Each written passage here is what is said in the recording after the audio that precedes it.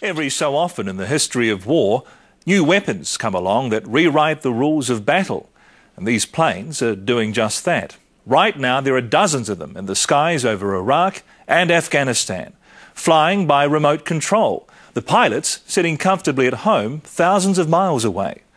Much of this weapons program is top secret, but our 60 Minutes colleagues in the States were given special military clearance to show you America's drones.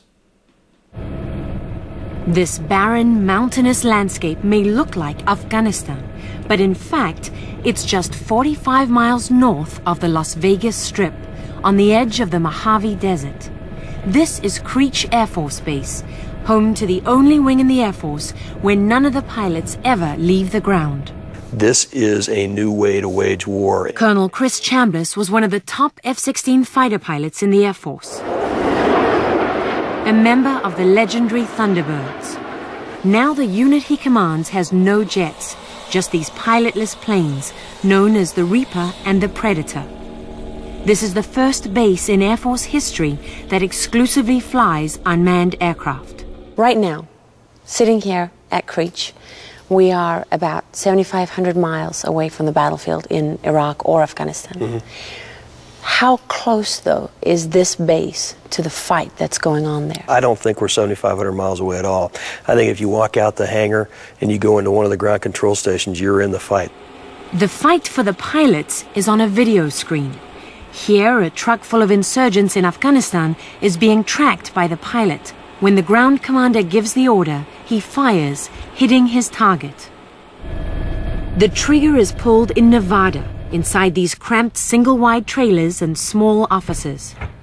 250 pilots work in shifts around the clock. Alongside each one of them is a crew member who operates the plane's onboard camera and a behind-the-scenes team of intelligence analysts. The planes aren't launched here at Creech. They take off from locations in Iraq and Afghanistan, and crews here take control by satellite once the aircraft is several thousand feet in the air. All the screens that you see are secret. The Air Force declassified these pictures for our report. What you see here is the pilot's real-time view of the battlefield from thousands of feet in the air, being beamed back live from cameras mounted on the unmanned planes. It's what the soldiers on the ground call their eyes in the sky. I'm living the same fight as those guys, or at least I'm seeing the same fight. Lieutenant Colonel Chris Goff flew F-16 combat missions over Kosovo. Now he flies combat missions over Afghanistan by remote control. There are arguments that we aren't as engaged in the war. I've heard those arguments. And I can tell you that, and I'm happy to tell you, that I've never been more engaged in a conflict in my life. And he's never been safer. Lieutenant Colonel Goff sits half a world away from the war zone. Physiologically, the stimulus and response, exactly the same.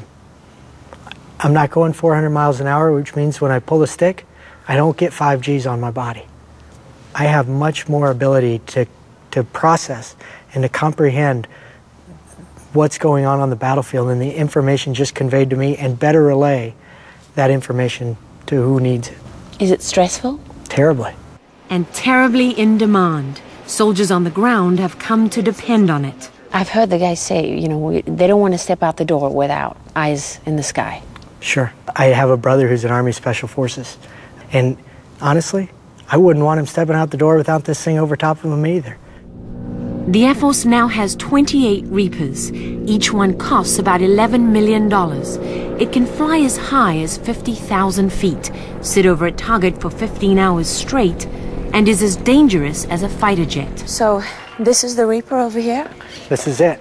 It's the Air Force's newest and most lethal unmanned plane, and Lieutenant Colonel Goff gave us a rare look. This is a 500-pound bomb? Correct. 500-pound laser-guided bomb. But the most important weapon is the aircraft's $1 million camera. I don't want them to know that I'm watching their every move. And that unseen, unblinking eye is really the effect that I want to give the ground commander. The fact that they don't know that I'm watching them. That's really the magic. The Air Force also has 116 Predators. It's smaller than the Reaper, but it can stay up in the air even longer, 24 hours at a time.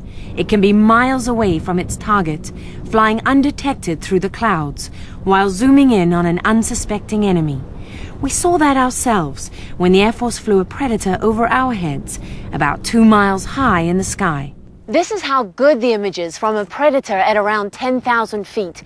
What you're looking at is Creech Air Force Base, and I'm on the ground. Even though I know there's a Predator directly overhead, I still can't hear a thing, pretty much like an insurgent on the ground in Afghanistan or Iraq.